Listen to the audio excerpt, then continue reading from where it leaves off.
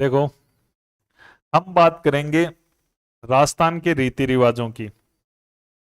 ये टॉपिक ऐसा है कि कई रीति रिवाज तो आप जिस क्षेत्र से हो जानते होंगे, लेकिन जरूरी नहीं कि सब जाने। बात ये है, क्योंकि अलग अलग क्षेत्रों में थोड़ा लैंग्वेज का भी फर्क हो जाता है, रीति रिवाज का भी फर्क हो जाता है। उसके अलावा जो शहरों में लोग रहते हैं, बड़े शहरों में रहते हैं, उनको इनकी जानकारी नहीं रहती है। तो टॉपिक बड़ा ही शानदार है और क्वेश्चन आते हैं, ऐसा नहीं क्वेश्चन नहीं आते और दबा के आ रहे हैं। ये टॉपिक ऐसा है क्योंकि देखो आजकल क्या है, ज्यादातर वो जैसे लोक देवता, लोक देवियां, मंदिर, मस्जिद, मकबरे, छतरियां, दुर्ग, वो तो कॉमन है, उनसे क्वेश्चन पूछता ही नहीं है एग्जामिनर। एग्जामिनर चालाक है, वो आपको रीति रिवाजों से, आभूषणों से, वेशभूषा से, और ये एक एक क्वेश्चन ही तो है जो सिलेक्शन करवाता है। ऐसा कोई चमत्कार तो होने वाला नहीं है, एक एक क्वेश्चनों की लड़ाई है। तो देखो, राजस्थान के रीति रिवाज। राजस्थान के रीति रिवाजों में हम बात करेंगे जन्म से संबंधित, जिनके नहीं होते, जिनके समाज में नहीं होते, जो नहीं देख पाते, तो याद करना आपको सीधी सी बात है। क्योंकि कोई जरूरी नहीं है सब सबके समाज में हो, सब जगह हो। सबसे पहले हम बात करेंगे जन्म से संबंधित रस्में, कि जब बच्चा जन्म लेता है तो कौन कौन सी रस्में की जाती है। बहुत ही शानदार क्वेश्चन है। देखो, आख्या।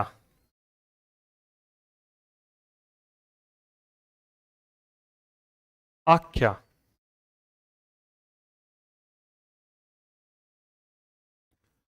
आख्या क्या है? आख्या क्या है कि जब बच्चा है वो जन्म लेता है, तो उसके 8 दिन बाद में जो बहन बेटियां हैं परिवार की, वो क्या करती हैं, घर के द्वार पर, दरवाजे पर साट्या वगैरह, स्वास्तिक का निशान वगैरह बनाती है। घरों पर जो बहन बेटियां हैं वो ऐसा निशान बनाती है। इसे कहते हैं साटिया या स्वास्तिक का। कहाँ पे बनाया जाता है? जो घर का दरवाजा होता है, उस दरवाजे के दोनों तरफ, आप जानते हो ना, घरों के दरवाजे के ऊपर। तो ये इस प्रकार का जो साठिया बनाया जाता है, यही आख्या है।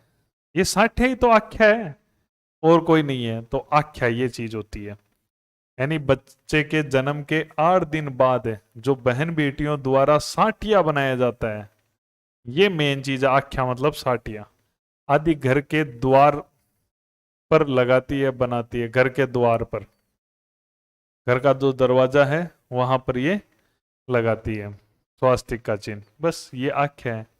आई बात समझ में? घर के दरवाजे पर जो साट्या बनाया जाता है ना, वही आख्या कहलाता है। ज्यादा दिमाग लगाना नहीं। आपसे एग्जाम में क्या पूछा जाएगा? आख्या रस्म है, जन्म से संबंधित, विवाह से संबंधित, गमी की रस्म। तो ये आपको पता होना चाहिए, आख्या जन्म की रस्म है, साट्या बनाते हैं, वही आख्या है। ये बहुत पूछा जाता है, वेरी इंपॉर्टेंट लगा लो। जलवा या कुआ पूजन या पनगट पूजा, क्योंकि अलग अलग क्षेत्रों में इसे अलग अलग नाम से जानते हैं। जैसे मारवाड़ में इसे कहते हैं जड़वा पूजन, ठीक है। और शेखावाटी में जैसे जो झुंझुनू, अलवर, उधर का जो प्रभाव पड़ता है, वहां कुआ पूजन कह देते हैं। इसे पनघट पूजा भी कहते हैं। पनघट किसका होता है? कुएं का ही तो होता है। देखो, जलवा जल की पूजा, कुआ जड़ की पूजा, पनघट जल की पूजा। अरे पहले कुएं के पास ही जल होता था, वहीं पनघट पूजा वही चीज है, इसे ही जड़वा कहते हैं। तो यह बच्चा जब जन्म हो जाता है, तो बच्चे का जो धार्मिक अनुष्ठान है उससे रिलेटेड ये उसके जब पुत्र का जन्म होता है, तो 10 दिन बाद में एक शुभ मुहूर्त निकालकर एक निर्धारित तिथि करते हैं कि भाई इतनी तारीख को अपन को जो है ये पूजा करनी है जल की। तो जल की पूजा कैसे करते हैं? कुएं के पास जाते हैं, परिवार के साथ जाते हैं, ये विनती करते हैं कि भाई, जैसे गीत ऐसे होते हैं कि जैसे कि कुआं हमेशा भरा रहे, जैसे इनका परिवार भरा पूरा रहे, बस इस टाइप का कुआं पूजन है। नाम से ही पता चल रहा है ना, कुआं या कुएं को मतलब पनघट को पूजना, जल को पूजना, जड़वा। ऐसे याद रह गया, सब जानते हो ज्यादातर लोग तो। जड़वा और ये तीनों वर्ड ही आए हुए हैं एग्जाम में, एक बार जलवा आया हुआ है, एक बार कुआ पूजन, एक बार पनघट पूजा, एक ही चीज है। तो यह एक सांस्कृतिक धार्मिक अनुष्ठान है जिसमें पुत्र जन्म के 10 दिन बाद शुभ मुहूर्त में निर्धारित तिथि को पारंपरिक वेशभूषा में गाजे बाजे के साथ कुएं पर लेकर जाती है और कुएं की तरह परिवार भी भरा रहने की कामना के साथ विधिवत रूप से कुएं का पूजन करती है। गाजे बाजे का मतलब आजकल ज्यादा ही फैशन चल रहा है, ठीक है, बैंड बाजा लेके और कुआं पूजन इस प्रकार से। तो आजकल तो घर पे ही करवाने लग गए जल का पूजन, ठीक है, कुएं का सिस्टम, और धीरे धीरे परंपराएं चेंज होने लगी है समय के साथ में। तो क्या समझ में आया? आख्या, जन्म से संबंधित रस्में पढ़ रहे हैं, आख्या। जो बहन बेटियां साट्या बनाती है वो आख्या है। कुआ पूजन या जलवा पूजन, जो जल का कुएं का पूजन, वो जलवा पूजन है। इतना ही ध्यान रखना, पूरी कहानी में मत घुस जाना बस। हावड़ा, हावड़ा या इसे नावण, इसे नावण भी कहा जाता है, कई जगह पर हावण भी कहा जाता है, हावड़ा भी कहा जाता है, ठीक है। या न न ना, ये नावण कह दो या हावण कह दो, एक ही बात है। तो ये जो नावण या हावण है, प्रसूता का प्रथम स्नान, उस दिन का संस्कार, सब जानते हो नावण क्या होता है। जो प्रसूता है, प्रसूता मतलब जिसके संतान हुई है, वो पहली बार स्नान करती है, उसे नावण कहते हैं। आप कहोगे सर स्नान तो पहले ही कर लेते हैं यार। अरे वो परंपरा पहले नहीं करते थे, सच में नहीं करते थे पहले, और अपन आजकल कह देते हैं कि बस सर धोते हैं भाई। देखो नाना सर से ही माना जाता है, तो पहली बार महिला अपना सर धोती है, ठीक है। तो ये नावणी है। हावड़ा, हावड़ा, अलग अलग इलाकों में अलग अलग शब्द का प्रयोग कर लेते हैं। जामना या छुचक, ये क्या होता है? जामना या छुचक मोस्ट क्वेश्चन है। जैसे मारवाड़ में कई इलाकों में इसे जामना कहा जाता है, शेखावटी में इसे छुचक कहा जाता है। ये सुना हुआ वर्ड लग रहा होगा जामना,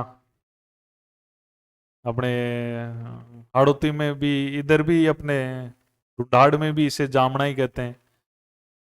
जामना या छुचक क्या होता है? देखो, बच्चा पैदा होता है, ठीक है, तो ननिहाल के जो लोग होते हैं ना, ननिहाल की तरफ से आता है बच्चे के यहाँ, ठीक है, उसका जो ननिहाल होता है वहां से उसके बच्चे के लिए, उसके परिवार के लिए, बालक की माँ के लिए एक तो पीड़ो, पीड़ो आता है। पीड़ो मतलब होता है, पीड़ो मतलब होता है कि पीले वस्त्र, पीली ओढ़नी। तो बच्चा चाहे कहीं हो, बच्चा मान लो ननिहाल में हो गया हो, कोई बात नहीं, पर वो गांव तो आएगा ना बच्चा अपने। बच्चा जब अपने गांव आ जाएगा तो फिर क्या होता है कि ननिहाल वाले उपहार वगैरह लेके आएंगे, उसको जामना कहते हैं। नाना मामा वो लेकर आएंगे जामना, तो उसे जामना या छुचक कहा जाता है। पालक के ननिहाल पक्ष के लोग लेके आएंगे, पालक होने की खुशी में उपहार, कपड़े, मिठाई, बालक की मां के लिए पीड़ो, पीड़ो लेकर आते हैं। तो पिलो कब पहना जाता है? पिलो पहना जाता है, ये भी बच्चे की जन्म से रिलेटेड ही है। बालक यहाँ लड़का से लेते थे पहले मतलब, लेकिन आजकल लड़का और लड़कियों सबके लिए जामना लाते हैं। लेकिन परंपरा है ना, जो पुरानी परंपरा, वो पुत्र होने पर ही जामना लाया जाता था, ठीक है। ननिहाल पक्ष वाले पुत्र होने पर ही जामना लाते थे, जिसे छुचक भी कहते हैं। तो जामने में आप देखते हो बच्चे के लिए उपहार वगैरह भी लाते हैं, और मिठाइयाँ आती है, और कुछ वस्त्र वगैरह आते हैं, जुआरियां वगैरह दी जाती है परिवार के सदस्यों को, और वो सब आप जानते हो। जामना वही छुचक है। ढूंढ क्या होता है? ढूंढ क्या है? ढूंढ का सबसे शानदार क्वेश्चन है कि ढूंढ कब होता है? होली पर, रट लेना। देखो, जब बच्चे का जन्म होता है तो बच्चे की जब पहली होली होती है तो ननिहाल से आता है। वैसे ननिहाल से भी आता है और बुआ भी लाती है, ये परंपरा भी है। ननिहाल से पहली होली है बच्चे की, पहली होली से पहले, जैसे आज होली है, होली होती है फागुन पूर्णिमा को, उससे पहले आता है ये। ठीक है। ढूंढ मनाया जाता है, आप जानते हो ढूंढ होली से पहले मनाया जाता है। तो बच्चे के जो जन्म हुआ है उसका जब पहली होली आती है तब ननिहाल पक्ष से, उसकी बुआ के पक्ष से कपड़े मिठाइयाँ लाई जाती है, ढूंढ लाया जाता है। ठीक है। अब तो चलो थोड़ा सा चलन अपने शहरों में कम देखने को, गांवों में तो आज भी चलता है, जो उनको कहते हैं फुल्ल्या। वैसे तो आज के नए जमाने के पॉपकॉर्न है वो। ठीक है। तो वो पॉपकॉर्न आते हैं ना, वही तो है ढूंढ के अंदर पतासार फुल्ल्या आता। तो गाँवों में ये आते थे, और गाँवों में इनका, हम छोटे थे तो बहुत ज्यादा कोड था कि भाई फुल्ल्या खटाऊ आया है तो खा लेते, अब तो घर पे पड़े रहे तो ही नहीं खाए। ठीक है। तो ये ढूंढ था, तो उनका बहुत ही बड़ा चलन हुआ करता था। तो ये ढूंढ आता है ननिहाल पक्ष और बुआ की पक्ष से होली पर। सोने की निसरनी चढ़ाना।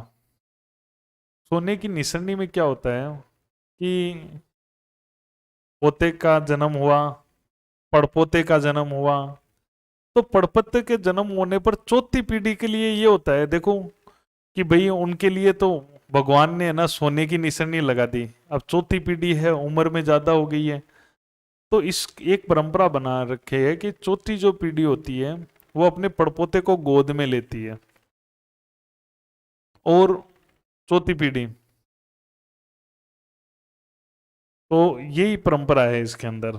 ठीक है। और कोई बड़ी बात नहीं है इसके अंदर। फिर क्या होता है कि इसमें एक सोने की निशानी छोटी सी बनाते हैं, अमीर परिवारों में ये थे। ठीक है। जो गांव में गरीब परिवार हैं, गांव के लोग तो गरीब ही होते थे, वो ये शहरों में चलता था, बड़े बड़े जो वैश्य वर्ग होते थे उनके अंदर चलता था ये, कि जो चौथी पीढ़ी है वो बच्चे को गोद में उठाते हैं और उसके, ठीक है, और एक सोने की नकली सीढ़ी से उसका अंगूठा छुआते हैं, इस प्रकार की रस्म है ये।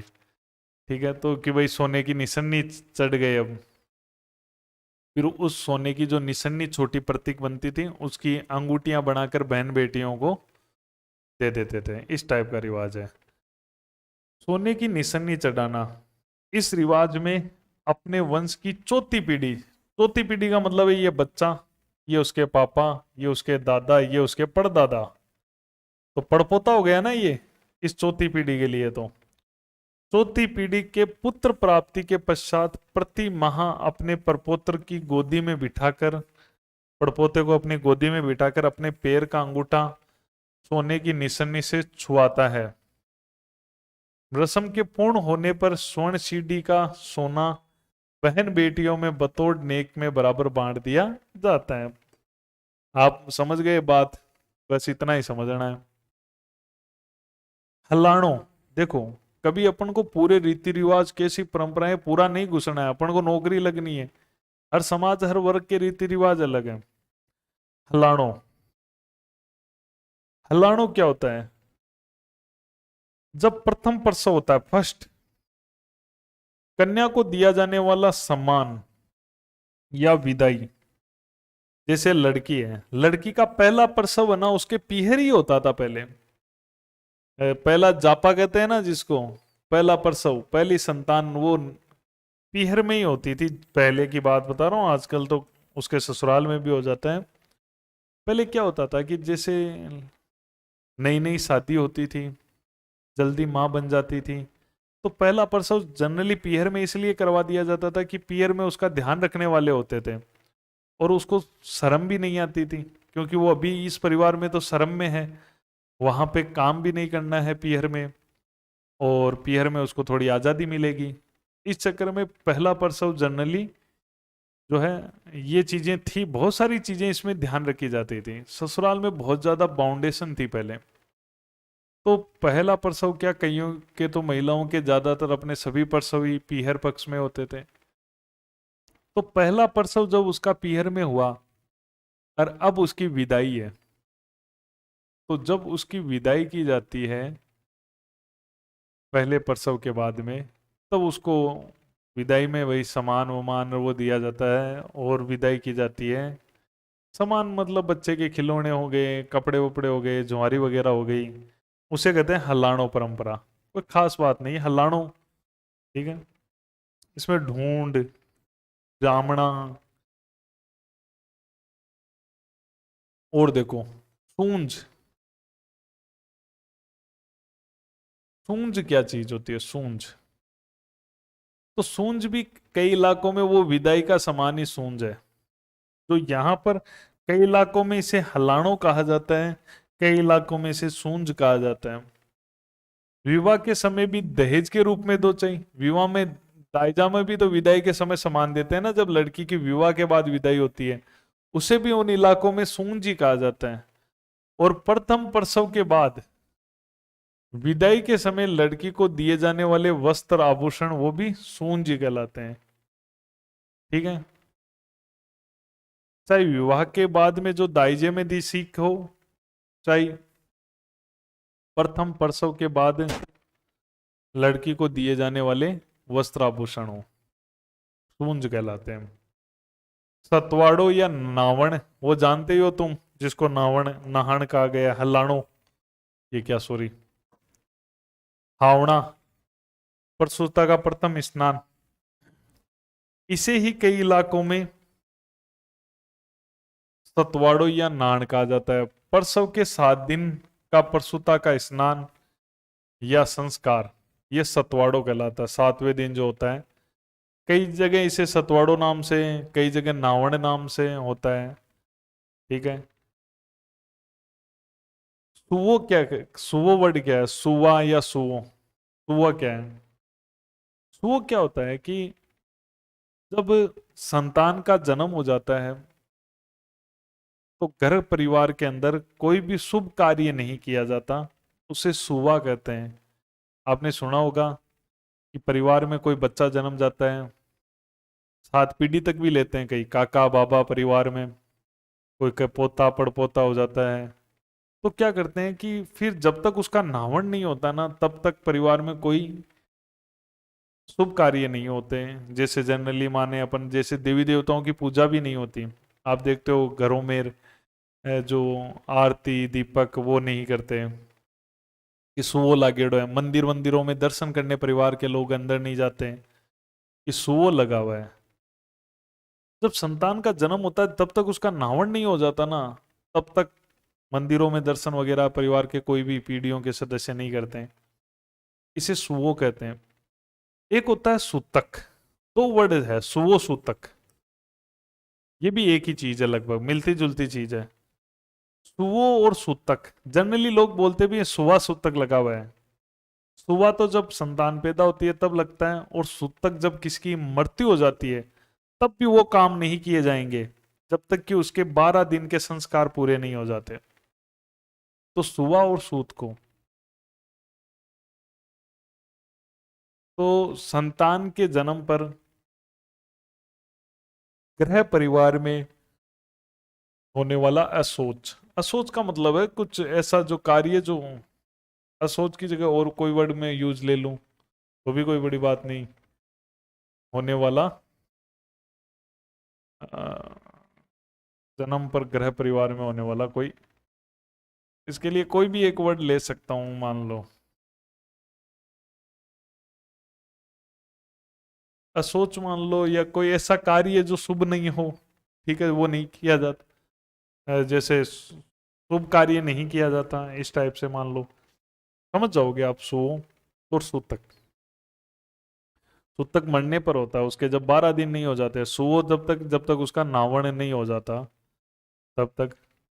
बोलुंजो या बोलुंडो, प्रथम प्रसव के पश्चात पिता के घर से मिलने वाला धन सामान द्रव्य आदि। बोलुंडो, बोलुंडो, बारुंडो, इसे कहा जाता है। ये एक तरह का क्या है? बोलुंडो बोरुंडो, ये एक तरह से जामना ही है आपका, बारुंडो जामना।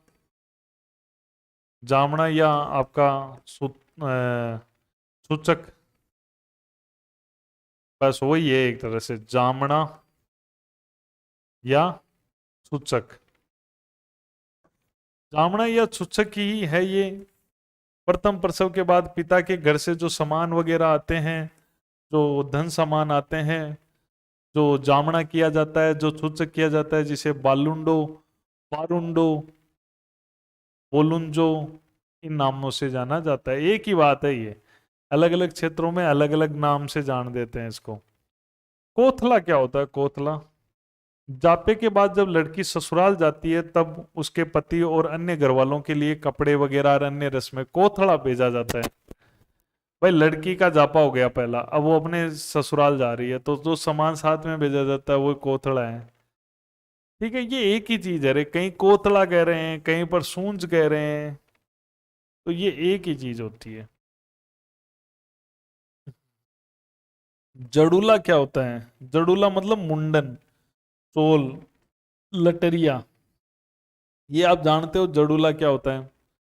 ठीक है, बच्चा क्या होता है, जब बच्चा थोड़ा बड़ा होने लगता है 1 साल का, तो उसके जो बाल होते हैं ना, वो बाल उनके जो कुल के देवता होते हैं, उन देवताओं के सामने वो बाल उतरवाते हैं।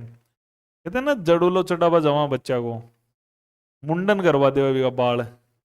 जो भी देवता है, भेरूजी है और है, बोलेड़ा भी हुआ कहीं का, जड़ूलो बोलेड़ो हुए, बाबा देवता के वो जाते हैं, मुंडन करवाते हैं। चोल भी कहते हैं इसको, लटरिया, जड़ूला भी कहते हैं। क्वेश्चन आता है जड़ूला किससे संबंधित है, तो बच्चे के जन्म संबंधी संस्कारों का ही पार्ट है ये जड़ूला। तो ये चीज हो गई, तो ये जन्म संबंधी हो गए। अब देखो अपन बात करते हैं गमी संबंधी। गमी मतलब शोक, दुख की रस्में कौन सी है भाई? दुख की रस्में कौन कौन सी है? मरने के बाद वाली रस्में, जन्म हो गया तो मरण की बात भी कर लेते हैं। बेकुंठी क्या होती है? बेकुंठी, देखो क्या होता है बेकुंठी, पहले मेरी बातों को समझो, इसको तो बाद में देखेंगे। बेकुंठी क्या होती है? जब कोई व्यक्ति मर जाता है तो उसकी अर्थी सजाई जाती है। जनरली उस अर्थी को बेकुंठी कह देते हैं, लेकिन थोड़ा सा जिसमें शमशान ले जाते हैं ना उसको, उस अर्थी को बेकुंठी, उस सैया को बेकुंठी कहते हैं। लेकिन जनरली जो समाज में बेकुंठी वर्ड काम में आता है ना, वो किन के लिए आता है? कि जो मरने वाला है वो बहुत ज्यादा आयु का है, कोई संत है, तो क्या करते हैं, एक सिंहासन टाइप का बनाते हैं और उसको उसमें बिठाते हैं, बिठाते हैं, और आगे बैंड बाजे के साथ में उसकी बेकुंठी निकाली जाती है। बैंड बाजे, गाजे बाजे, कोई 100 वर्ष पूरे हो गए या कोई संत है, तो उनकी क्या करते हैं, फिर एक विशेष प्रकार की अर्थी बनाते हैं, लकड़ी की, बहुत बढ़िया सिंहासन टाइप की। ठीक है, उनका चेहरा सब दर्शन कर सके, गाजे बाजे के साथ में उनकी सब यात्रा निकाली जाती है। ये है बेकुंठी, ये बैठी हुई जो जनरली रियल में तो ये चीज है, लेकिन वो सह्यार्थी है, एक तरह से ये अर्थी का ही रूप है बेकुंठी। लकड़ी से निर्मित सैया, अर्थी, जिस पर मृत व्यक्ति को शमशान घाट तक ले जाया जाता है, अर्थी है ना एक तरह की, उसे ही बेकुंठी कहा जाता है। अंत्येष्टि में अग्नि सबसे बड़ा बेटा या भाई देता है, इस प्रक्रिया को लांपा कहते हैं। देखो, जब शव लेटा दिया जाता है, उसमें अग्नि दी जाती है, तो अग्नि कौन देता है? बड़ा बेटा, नियम ये है। और इस प्रक्रिया को लांपा कहते हैं। क्या कहते हैं? लांपा। आपको पता है राजस्थानी में भी एक वर्ड लांपा ये चर्चा में है। लांपा मतलब आग लगाना। ठीक है, जैसे कोई गलत काम कर देता है या कोई कांड कर देता है तो कि इसने तो अपने माँ बाप की लांपा लगा दिया, यानी जीते जी लांपा लगा दिया, आग लगा दी उनकी इज्जत को, तो लांपा, तो लांपा आग लगाने को ही कहते हैं अपने। तो लापो लागो, लापो, तो ये लांपा रियल में वर्ड ये है। आधेटा क्या होता है? आधेटा, आधेटा क्या होता है? जब शव को ले जाते हैं ना शमशान घाट, तो आधे रास्ते में, आधेटा मतलब आधा एटा मारवाड़ी में कहते हैं आधे रास्ते को। आधे रास्ते में क्या होता है कि शव को बेखुंटी को, अर्थी को बदला जाता है। ठीक है, तो इस प्रक्रिया को आदेटा या अधेरा कहते हैं। ठीक है, आधेटा, आधे रास्ते में उसको शव को बदलने की प्रक्रिया, वो अर्थी को मुंह चेंज करने की प्रक्रिया कह दो। या किसी जगह उसको नहीं बदलते हैं, बल्कि जो कांदिया है वो चेंज होते हैं, जो कंधा लगाने वाले होते हैं ना वो आगे पीछे हो जाते हैं। आधेटा, घर और शमशान तक की यात्रा के बीच में चौराहे पर बैकुंठी का दिशा परिवर्तन किया जाता है, ये क्रिया आधेटा कहलाती है। बैकुंठी को ले जाने वाले व्यक्ति निकट संबंधी या परिवार के वाले कांदिया कहलाते हैं। कांदिया कौन होते हैं? जो कंधा देते हैं ना अर्थी को, उनको कांदिया कहते हैं। वो कांदिया जब शव को ले जाते हैं और क्या होता है, आधा रास्ता आता है, तब वो शव की दिशा बदलते हैं, यानी वो अर्थी है इधर से इधर कर देते हैं। वैसे जनरली मैंने ऐसा, इधर मारवाड़ में ऐसा प्रचलित नहीं है, उसमें क्या होता है कांदिया चेंज हो जाते हैं, जो पीछे वो आगे आ जाते हैं, आगे वो पीछे आ जाते हैं आधेटा में। तो ये आधेटा। बेकुंठी क्या हुई? अर्थी। आधेटा क्या हुआ? आधा रास्ता में दिशा परिवर्तन। बखेरिया उछाल क्या होता है? बखेरिया उछाल क्या होता है?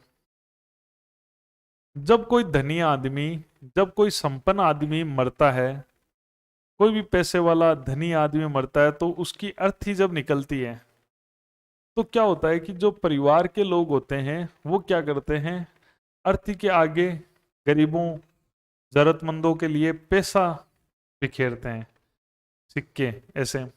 आपने शव यात्रा में सुना होगा, देखा होगा कि जब शव यात्रा जाती है तो कुछ लोग पैसे बिखेरते रहते हैं। ठीक है, तो वो है बखेर, उछाल, बिखेरना, उछालना सिक्कों को। अमीर लोग जब संपन्न होता था और अमीर लोग हैं तो बखेरते थे। आज वो परंपरा बनी हुई है, कोई भी मरे 10-10, 20-20 का खुला करा लाते हैं, 1-1 रुपए के सिक्के होते हैं। अब कोई उठाने वाला भी नहीं है, चुगने वाला भी कोई नहीं है। ठीक है, 1-2 रुपए को कौन चुगे, उनसे होता क्या है। ठीक है, एक के अब थोड़े से 1 रुपए, वो परंपरा है, ऐसे फेंक देते हैं, कोई नहीं उठाता उनको। ठीक है, पहले अमीर लोग मरते थे, खूब पैसा उछालते थे गरीब लोग ताकि उसको मिले। ठीक है, ऐसी परंपरा है ये बखेरिया उछाल। तो ये चीज है मेरे हिसाब से। तो देखो मैं अपनी बताता हूँ कि ऐसा भी हो सकता है कि भाई कि ये परंपरा ऐसे बनी हो कि लो भाई, ये सौजारा है, बहुत अमीर आदमी था, अब पैसे उछाल के उसको कह रहे हैं लो अपने साथ ले जाओ, ले जा सकते हो तो, जीवन भर बहुत पैसा कमाया, बहुत शोषण किया, लो अब ले जाओ पैसा अपने साथ। लेकिन वो नहीं ले जा पाएगा। ये भी एक गहरी बात हो सकती है इसके अंदर। जो भी है, ये दंडोत क्या होता है? दंडोत क्या होता है? जो बैकुंठी शव यात्रा निकलती है ना, शव यात्रा जब निकलती है, कोई भी मरा है, तो उसका जो पोता, उसका परिवार का सदस्य क्या करता है, उस शव यात्रा के सामने दंडवत चलता है, जमीन पर लेटता हुआ दंडवत, आगे शव यात्रा के आगे, उसे दंडोत कहते हैं। कहीं कहीं पर बैकुंठी के आगे मृतक व्यक्ति या महिला के पोते, बच्चे आदि दंडवत प्रणाम करते हुए उसे चलते हैं, उसे दंडोत कहते हैं। कई जगह ऐसी प्रक्रिया है। कपाल क्रिया क्या होती है? देखो, कपाल किसको कहते हैं? कपाल कहते हैं सर को। जब शव को लेटाया जाता है, ठीक है, लकड़ियों के ऊपर, फिर शव को आग लगा दी जाती है, जिसे कहते हैं लांपा। जब शव को आग लगा दी जाती है, शव को लेटा दिया जाता है, तब शव जलने लगता है। जब शव जलने लगता है तो ये जो सर होता है ना, कपाल, ये नहीं जलता है, यहाँ की हड्डी बहुत मजबूत होती है। ठीक है, तो क्या किया जाता है कि इस सर को फोड़ा जाता है, सर को फोड़ा जाता है यहाँ। तो इस सर को जो फोड़ने की प्रक्रिया है सर को, वो कहलाती है कपाल क्रिया। ठीक है, घी भी डालते हैं उसमें कपाल में, ताकि वो जलने में आसानी रहे। बदर या भदर क्या होता है? अब देखो, दाह संस्कार हो गया।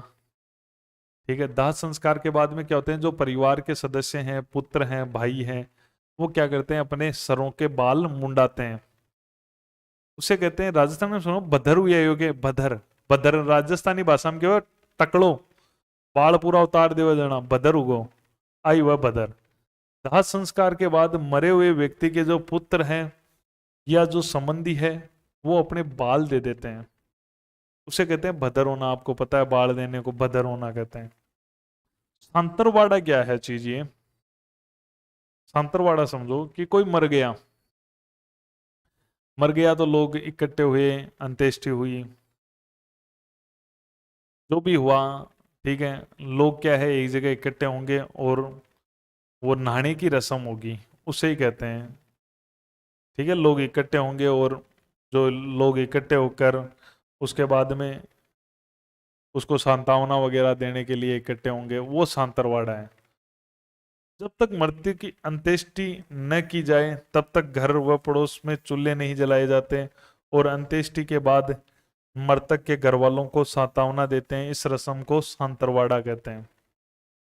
ठीक है, अंत्येष्टि नहीं होती है तब तक घर चूल्हा नहीं जलता, पड़ोसियों का भी नहीं जलता, और अंत्येष्टि के बाद मृतक के घर वालों को सांत्वना देते हैं। इस रस्म को सांतरवाड़ा कहते हैं। तो ये एक रस्म है, सांतरवाड़ा की रस्म। पानीवाड़ा,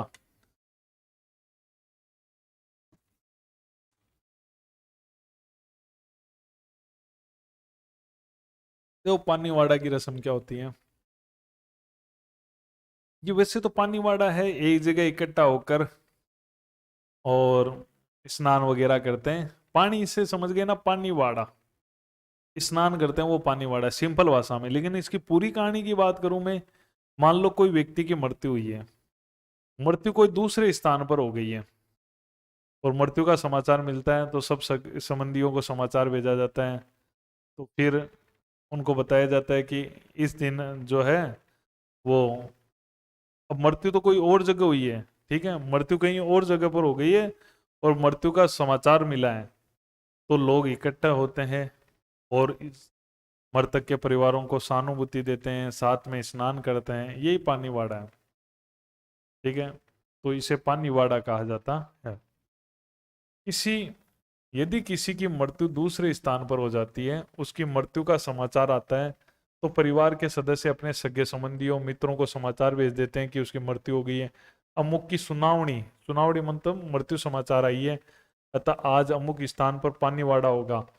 उस स्थान पर सब लोग इकट्ठे होकर स्नान करके मृतक के परिवारजनों के प्रति सहानुभूति प्रकट करते हैं। इस प्रकार के स्नान को पानीवाड़ा कहते हैं। फूल चैन क्या है? फूल चैन क्या होता है कि शव को जलाया था, तीसरे दिन शमशान में उसके रिश्तेदार जाता है और वो क्या करता है, मृतक की हड्डियां जो जली नहीं है, जो बची कुची है, उनको वो चुनकर लाता है और एक कपड़े में डालता है और उस कपड़े में लपेट कर सुरक्षित रखता है। उसे फूल चैन कहते हैं। फूल उन हड्डियों को कहा जाता है जो वो शमशान से लाता है। फिर इनको गंगा जी लेके जाते हैं ना, और गंगा जी जो गले में डाल के ले जाते हैं उनको, ठीक है, एक कपड़े में बांध के, ठीक है, तो वो चीज है, वो फूल होते हैं, उनको फूल कहा जाता है, फूल चैन। फूल चैन, फूल वो हड्डियां हैं। मृत्यु के तीसरे दिन होता है फूल चैन संस्कार। मृतक की हड्डियां जो शमशान घाट में बिना जले होती है, आदि को मृतक के संबंधी शमशान से चुनकर एक कपड़े की थैली में लपेटकर सुरक्षित रखते हैं, उसे फूल चुनना कहते हैं। शमशान से हड्डियां चुन कर लाते हैं और उनको एक कपड़े में, कपड़े की थैली बनी होती है, फिर उसको गले में ले जाते हैं, गंगा जी ले जाते हैं। वो फूल चुनना है, चैन है। फूल चैन या फूल चुनना एक ही बात है। तिया, तिया की बैठक नाम सुना होगा तुम लोगों ने। मृत्यु के तीसरे दिन या जो उठावे की बैठक होती है, तिया की बैठक होती है, यानी सब मित्र, एक डेट फिक्स होती है, अखबार में देखते हो तिये की बैठक इतनी तारीख को है। जनरली ये तीसरे दिन होती है, लेकिन तीसरे दिन के अलावा भी हो जाती है। ठीक है, तिये की बैठक ये क्या होता है कि इस दिन सब सगे संबंधी सब आ जाओ, बैठ जाओ और फिर उठावना हो जाता है। ठीक है, तो ये तीये की बैठक होती है, रिश्तेदार वगैरह आते हैं, सांत्वना देते हैं तीये की बैठक में। फूल पदराना, देखो फूल पदराना, देखो फूल चयन किया गया था, जो हड्डियां चयन की गई थी वो गंगा जी या जो भी जहां जिसको पवित्र मानता है, कोई मातृ कुंडिया, कोई पुष्कर, जो भी उसका है, जहां उसकी गया, जहां आस्था है, वो व्यक्ति क्या करता है, उन हस्तियों को जलधारा में प्रभावित कर देता है। तो गंगा जी में डाल दी, किसी जल में डाल दिया, तो इसका मतलब फूल मतलब हड्डियों को उसने पदार दिया है, विदाई दे दी है। उठावना, मृतक के पीछे 3 या 12 दिवसीय बैठक की समाप्ति। मरने के बाद में गांवों में 12 दिन तक बैठकें चलती हैं, वो 12 दिन तक बैठ के चलती है, फिर उठावना हो जाता है, फिर कोई बैठने नहीं आता। ठीक है, तो कई जगह तीसरे दिन ही हो जाता है। जैसे आजकल क्या है कि आधुनिक युग आ गया, लोगों के पास टाइम नहीं है कि कोई आए घर पे आए, रोज ये रोना धोना लगा रहे। तो लोग इतने ज्यादा हो गए कि वो 3 दिन की बैठक रखते हैं, फिर कोई नहीं आता किसी के, सब अपने अपने गाँव, अपने अपनी जगह लौट जाते हैं, अपने काम पे लौट जाते हैं। ठीक है, जैसे जितना, जैसे मेरे कई मित्र हैं झुंझुनू के, वो बताते हैं हमारे 8 दिन में ही होने लग गया। ठीक है, तो इस प्रकार से आधुनिकता का जितना प्रभाव पड़ा है, आप देखते हो बड़े बड़े फिल्म स्टारों के और टीवियों में देखते हो, 1 दिन की बैठक रखते हैं, उस दिन बैठने आ जाओ, फिर वाह। उसमें भी तुम देख रहे हो कि किस प्रकार से इसको भी एक आयोजन बना लिया उन लोगों ने, सब सफेद कपड़ों में, जो भी है, एक्टर है, सब काला चश्मा, पूरा मेकअप, और जाते हैं भाई देने, सांत्वना देने जाते हैं। ये तो कल्चर है। ठीक है, तो इस प्रकार की व्यवस्थाएं हैं। तो इसके बाद में फिर बैठ के नहीं होगी, उठावण हो गया बैठकों का। आदि श्राद्ध किसे कहते हैं? श्राद्ध का मतलब श्राद्ध, ये श्राद्ध टाइप से बना है, ये वर्ड है आदि श्राद्ध। आदि श्राद्ध क्या होता है कि मरने के बाद में ये 11वें दिन जो एक छोटा सा श्राद्ध किया जाता है, उसे कहा जाता है आदि श्राद्ध। एक वो प्रॉपर श्राद्ध तो हर साल होता है, वो तो जब श्राद्ध आते हैं तब होता है। आदि श्राद्ध, मृत्युपरांत मृतक के पीछे 11वें दिन एक छोटा सा श्राद्ध का आयोजन किया जाता है, उसे आदि श्राद्ध कहते हैं। थोड़े स्थान विशेष के साथ में थोड़ी परंपराएं भी हल्की फुल्की बदलाव देखने को भी मिलता है। पगड़ी या पगड़ी का दस्तूर, ये आप जानते हो, 12वें दिन मौसर होता है।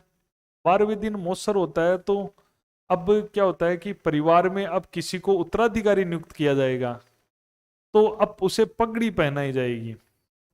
तो मौसर के दिन जो 12वां दिन होता है, मृतक व्यक्ति का जो बड़ा लड़का होता है उसको घर की जिम्मेदारी दी जाएगी, उसको पगड़ी पहनाई जाएगी प्रतीक के रूप में। रिश्तेदार सगे संबंधी सब वहां शामिल होंगे।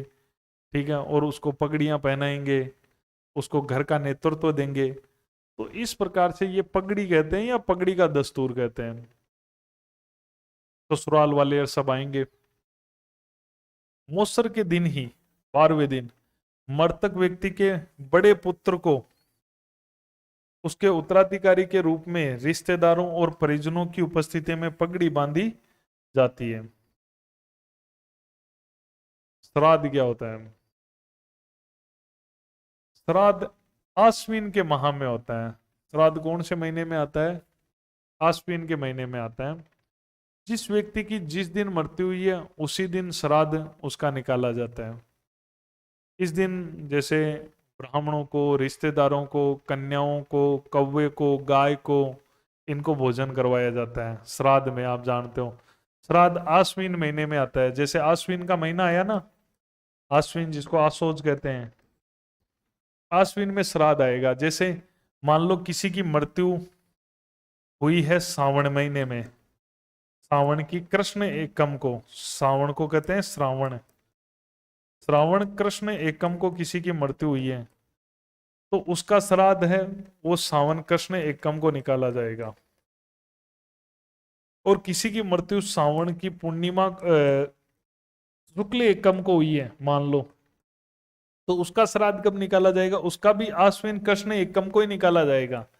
यानी इसमें ये पक्ष कोई मायने नहीं रखते, ये मायने रखता है जैसे किसी की मृत्यु कार्तिक शुक्ल द्वितीया को, ये तो उसका श्राद्ध निकाला जाएगा आश्विन शुक्ल द्वितीया को, वो सॉरी कृष्ण द्वितीया को, कृष्ण पक्ष चलेगा। देखो एक ऐसे समझो कि आश्विन का जो महीना है ना, श्राद्ध एक तो आश्विन कृष्ण एकम से लेकर और अमावस तक होते हैं, तो कितने दिन के हो गए, ये तो 15 दिन के श्राद्ध हो गए।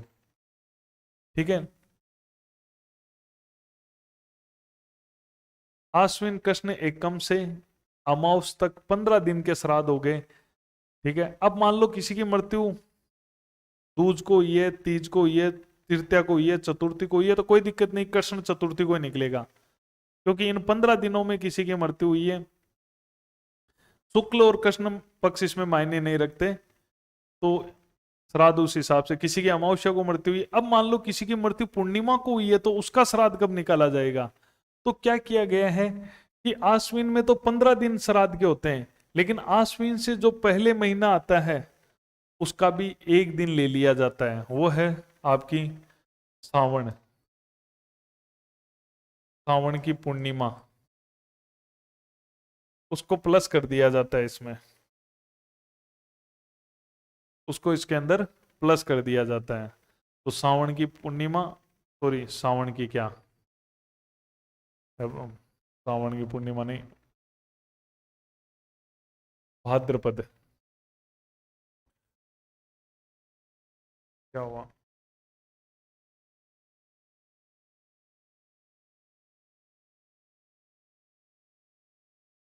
भाद्रपद पूर्णिमा, सावन की क्या, भाद्रपद की, भाद्रपद की पूर्णिमा। अगर किसी की मृत्यु पूर्णिमा को हुई है तो भाद्र की पूर्णिमा जो लास्ट दिन है, फिर अगले दिन तो आश्विन शुरू हो ही जाएगा, तो कंटिन्यू 16 दिन का होता है श्राद्ध। आपसे पूछे श्राद्ध कितने दिन चलता है, तो श्राद्ध 16 दिन चलता है। कब शुरू होता है श्राद्ध? वैसे भाद्रपद पूर्णिमा को शुरू हो जाता है, और पूर्णिमा का अगला दिन जब नया महीना आता है आश्विन का, आश्विन कृष्ण एकम से अमावस तक चलता है।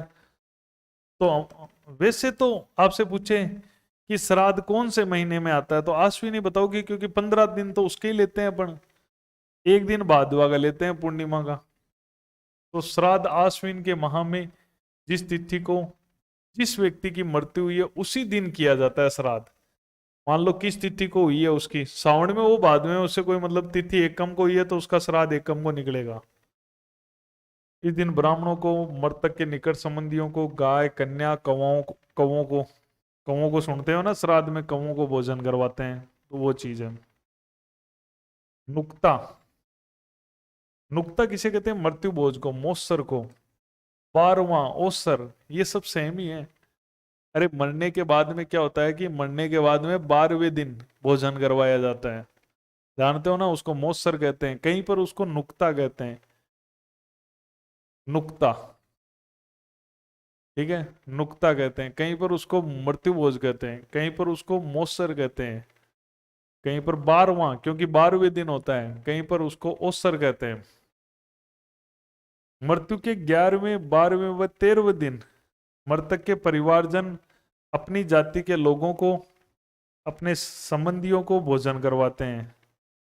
11वें, 12वें, 13वें दिन, विशेषकर ये 12वें दिन होता है ना, जिसे नुक्ता या मोत्सर कहते हैं। कुछ व्यक्ति जीवित अवस्था में ही मोत्सर कर देते हैं, जिसे जोसर कहा जाता है। कोई जीते जी ही मोत्सर कर देता है अपना खुद का, मरने के बाद होता है मोत्सर तो, लेकिन पहले क्या होता था, कई लोग अपना जीते जी ही मोत्सर कर जाते थे। कईयों को अपने बेटों पे भरोसा नहीं कि वो हमारा मोत्सर करेगा कि नहीं करेगा, नालायक है, ठीक है, मृत्यु भोज करेगा कि नहीं। वैसे सरकार की तरफ से इस पे रोक है मृत्यु भोज पे, तो वो करेगा कि नहीं।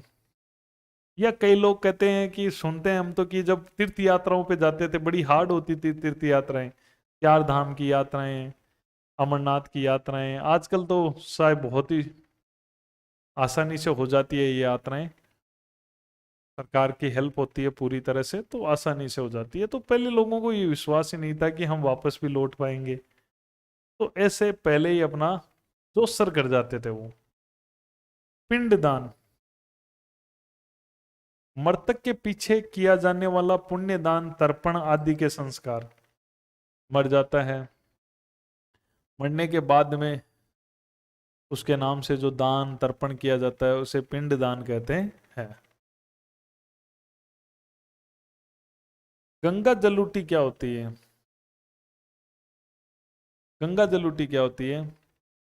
जो मृतक है उसकी अस्थियां किस में बहाते हैं? गंगा जी में। अब फिर गंगा जी में बहा दी, अब कुछ समय बाद में फिर क्या होता है, गंगा जी से आते हैं, आने के बाद प्रसादी वगैरह करते हैं। गंगा जलूठी कहलाती है ये। क्या कहलाती है? गंगा जलूठी। लांपा मैंने आपको बताया था। लांपा क्या होता है?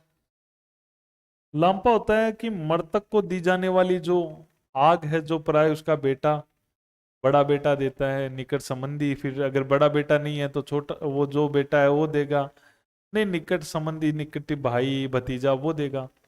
लांपा। घोवण क्या चीज है? घोवण क्या होता है कि जो मृतक होता है उसकी जो राख वगैरह है नदी तीर्थ स्थल में डाल देते हैं, फिर संबंधियों को जो भोजन देते हैं वो है। तो गंगा जलूठी जैसा ही है ना गोवण और गंगा जलूठी में क्या फर्क है? गंगा जलूठी में इतना ही है कि गंगा जी में ही बहाते हैं तब वो गंगा जलूठी कहलाती है। गंगा जी के अलावा मान लो वो पुष्कर के अंदर है, या मातृकुंडिया धाम में है, नक्की झील में है, कहीं उसने तीर्थ स्थान में डाली हो, तो वो कहलाता है घोवण। हुक्का भरने जाना।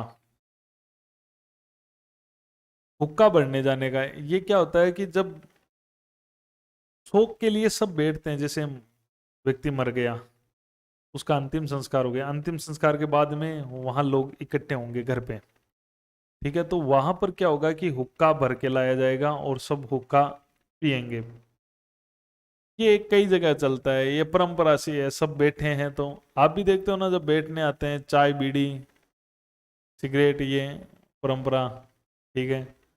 कई लोग तो आते ही 12 दिन लगातार, गांव के लोग हैं जो 12 दिन बैठने ही आ जाते हैं कि बेटा बीड़ी सिगरेट चाय पीशम।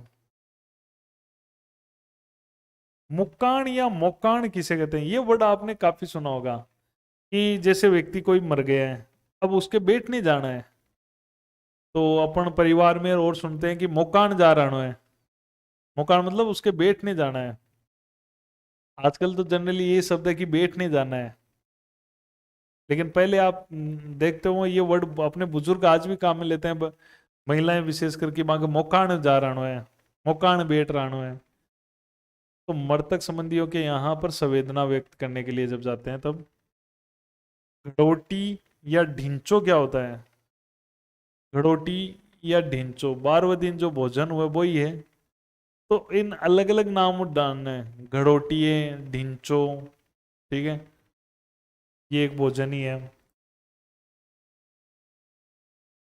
तो एक बार देखो इनमें, गंगा जलूठी। गंगा जलूठी मृतक की अस्थियां गंगा प्रवेश के उपरांत निश्चित समय पर दिया जाने वाला भोज। लांपा मृतक को दी जाने वाली आग को कहते हैं लांपा, जो प्राय उसका बेटा, निकट का भाई या भतीजा देता है। घोवण मृतक की भस्मी नदी या तीर्थ स्थान में डालकर संबंधियों को दिया जाने वाला भोज। वो घोवण और गंगा जलूटी एक टाइप की है। हुक्का भरना जब सब मृतक को, जब अंतिम संस्कार करके सब आके बैठते हैं संवेदना देने के लिए, उससे कहते हैं सातरवाड़ा। तब सब बैठते हैं तो हुक्का भरने की रस्म होती है। मुक्काण जब मृतक के कई रिश्तेदार बैठने जाते हैं उसको कहते हैं मुक्काण। गंडोटी या ढिंचो मृतक के बाद संतरवाड़ा में बैठने के लिए जाने के बाद हुक्का भरना जाना। मुक्काण मृतक के बाद उसके संबंधियों के पास संवेदना प्रकट करने की क्रिया। गंडोटिया या ढिंचो मृतक के 12वें दिन का भोज। चिगड़ी जीवत महतो या जोसर। समझ गया? जोसर बाहरी तो बताइयो। व्यक्ति अपना जीते जी अगर मृत्यु भोज कर दे उसे जोसर कहते हैं। कई जगह उसको जिगड़ी, जिगड़ी मतलब जीते जी कर दिया, जीवत महतो जीते जीते कर दिया, जोसर। जोसर कह दो, जिगड़ी कह दो, जीवत महतो कह दो, जीते जीते ही अगर वो मोसर कर देता है मृत्यु भोज तो। सगा तेड़ो। सगा तेड़ो क्या होता है? मृतक के पीछे किया जाने वाला भोज।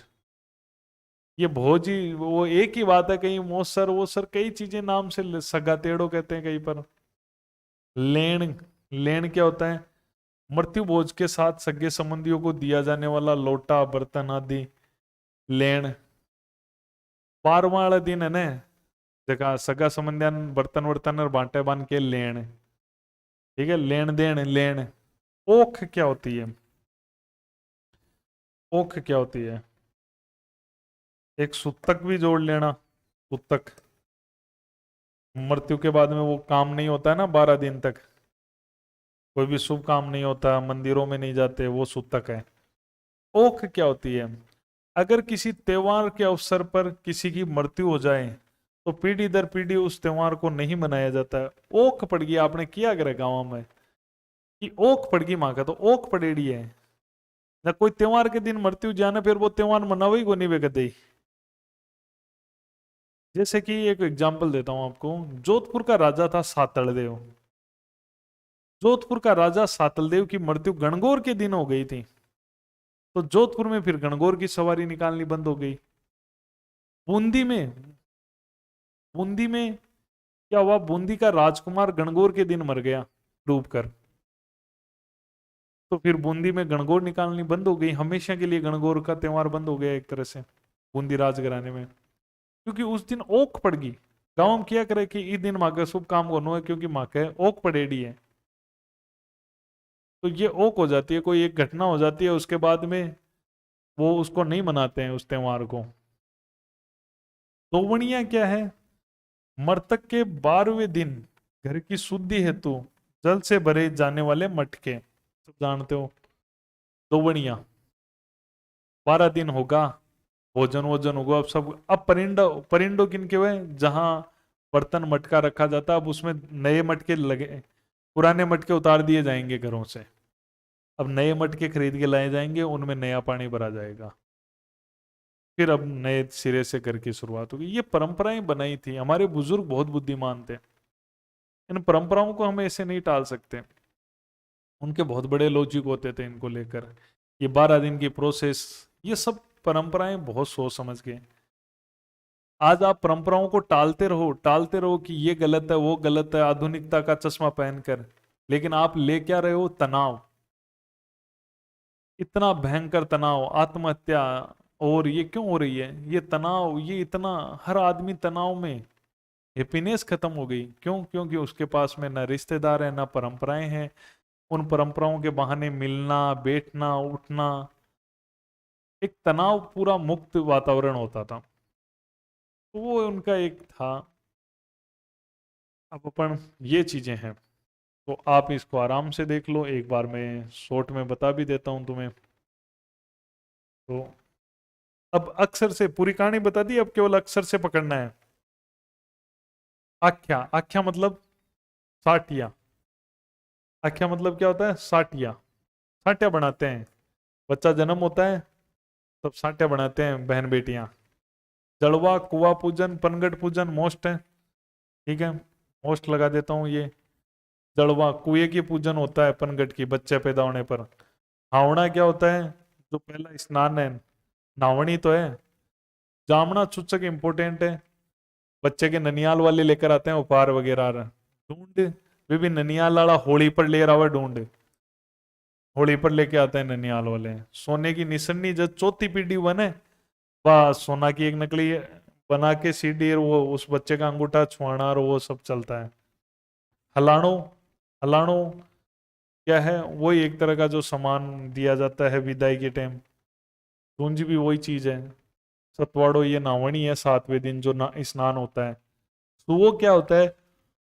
संतान जब पैदा होती है तो परिवार में कोई भी कार्य, शुभ कार्य नहीं होते हैं। बालुंडा, बालुंडा एक जामनो चुचक ही है, ठीक है, जननी वाला सामान ले रहा हुआ है। कोथड़ा, कोथड़ा भी एक तरह विदाई है, कोथली देवा, यानी मतलब जब प्रसव के बाद में ससुरालू विदा वजह कोई सामान वमान देवा ना वो।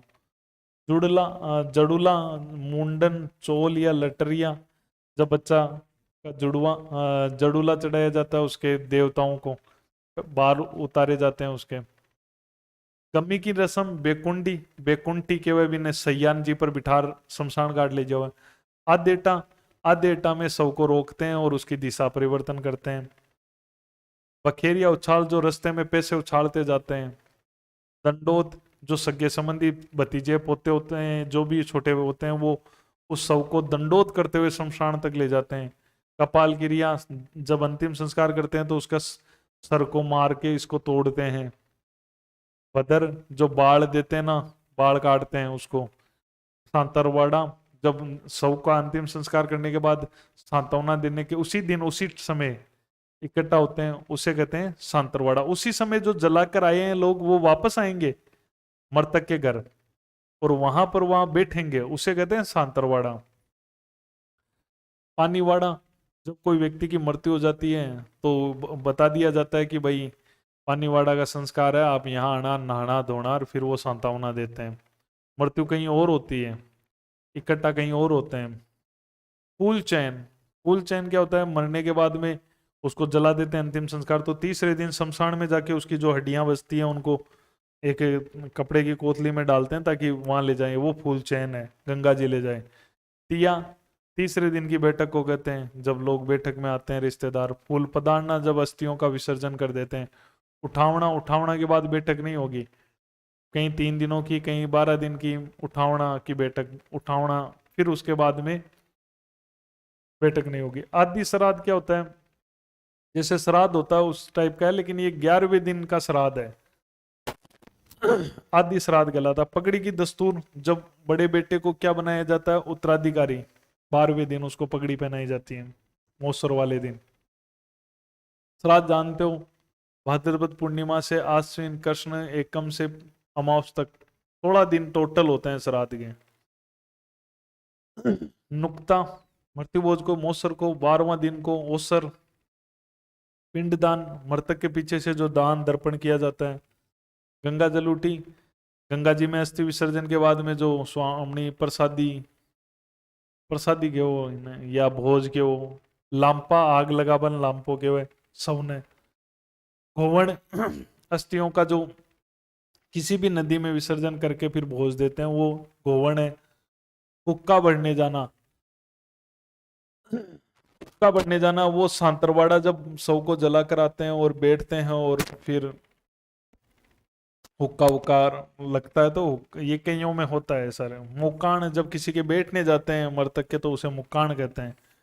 गडोटी या ढिंचो 12वें दिन का भोज ही है। जिगड़ी, जीते जी, जीवत में तो जो सर जीते जी जो अपना 12वां कर देता है, यानी मौसर कर देता है, मृत्यु भोज कर देता है, उसको जिगड़ी कहते हैं। सग्गा तेड़ो, ये भी भोजन ही है। लेन, लेन देन, यानी सगे संबंधियों को जो बर्तन वर्तन बांटे जाते हैं। ओक, जब कोई त्योहार के दिन किसी की मृत्यु हो जाती है तो फिर उस त्योहार को नहीं मनाते प्रतिवर्ष, पीढ़ी दर पीढ़ी ओक बढ़ जाती है। दोवणिया, 12वां दिन पूरा होगा, अब घर की शुद्धि उसी, अब नया मटका बरसी। पर नया मटका नहीं केवल जल्ला बरेड़ा मटका, कि नई दोवणिया रखो भाई, ठीक है। सूतक, जब किसी की मृत्यु हो जाती है तो 12 दिन तक उसके परिवार में, उसके परिवारजनों में, उसकी पीढ़ियों में क्या करते हैं कि कोई भी शुभ कार्य, मंदिरों में दर्शन, कोई भी इस प्रकार के कार्य नहीं किए जाते हैं, ठीक है। तो कई कई परंपराएं हैं। कई, जैसे मैं मेवाड़ रहा तो मैंने एक ऐसी परंपरा देखी कि वहां पर मेवाड़ में क्या होता है कि कुछ जातियों में ऐसी परंपरा थी कि सासू मरने पर जवाई अपने सर के बाल कटाता है। ये एक परंपरा मेवाड़ में मैंने देखी। उसके अलावा एक परंपरा मैंने देखी कि बेटियां भी अगर मर गई ना, जैसे अपने ससुराल में, तो बेटियों की भी 12 दिन वैसी बैठकें चलती है जैसे वहां उसके ससुराल में चल रही है। और वैसे ही जो बैठकें, बारवां होना, वो सब उसके ससुराल पक्ष में भी होता है। ससुराल मतलब ससुराल पक्ष मतलब ससुराल में तो होता ही है, वो बहन बेटी शादी हो गई वो तो पराई हो गई, वहां मर गई, वहां उसके बारे में होंगे, लेकिन पीहर पक्ष में भी होते हैं वैसे ही बैठ के चलना और वो सब होना। ये मैंने मेवाड़ में देखा। तो अलग अलग जगह पर अलग अलग चेंजेस आपको देखने को मिल सकते हैं, ठीक है। तो इसमें कुछ चीजें हैं जो बड़ी, जैसे दोवणिया है, ओक है, जोसर है, मुकान है, अच्छी बात है ये। नुक्ता है, श्राद्ध है, श्राद्ध कब से कब तक होता है। उठावना है, फूलचैन है, सांतरवाड़ा है, भदर है, बखेर है, ये ऐसे वर्ड, आदेटा है, बेकुंठी है, जड़ुला है, बहुत पूछा जाता है। ये जन्म के हैं और गम्मी की रस्म है, तो ये अच्छी तरह से आप देख लेना। ठीक है, इनको लिखने की जरूरत नहीं है, इनकी पीडीएफ उपलब्ध करवा दी जाएगी आपको। ठीक है, तो इनको लिखने की जरूरत नहीं है, ताकि आपका समय बच जाए। ठीक है, जो ये इनको लिखने के क्या करोगे तुम लोग, ये तो पहले से टाइप हो रखे हैं।